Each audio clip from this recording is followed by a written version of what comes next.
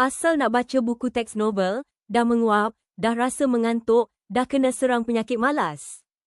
Takkan nak terikat dengan masalah yang sama? Macam mana nak ubah skor jadi lebih baik? Cari cara lain untuk dapatkan pemahaman terhadap jalan cerita novel. Tak minat hadap teks berjela, dapatkan bantuan lain, salah satunya visual. Segalanya bermula apabila Haikal menerima manuskrip lama peninggalan ayah kandungnya.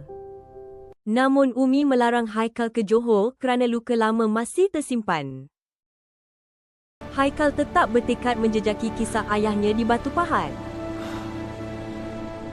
Setibanya di kampung Seri Purnama, Haikal disambut mesra oleh penduduk kampung.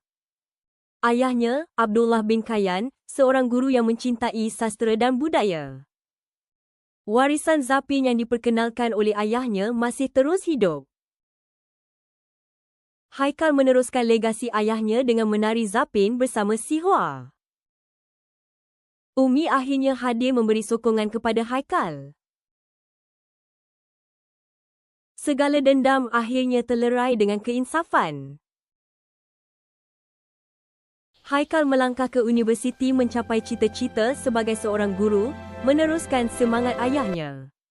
Jadilah murid yang sentiasa mencari jalan, bukannya murid yang sentiasa mencari alasan. Dapatkan teknik padu untuk kuasai novel supaya anda dapat skor BM tanpa ragu.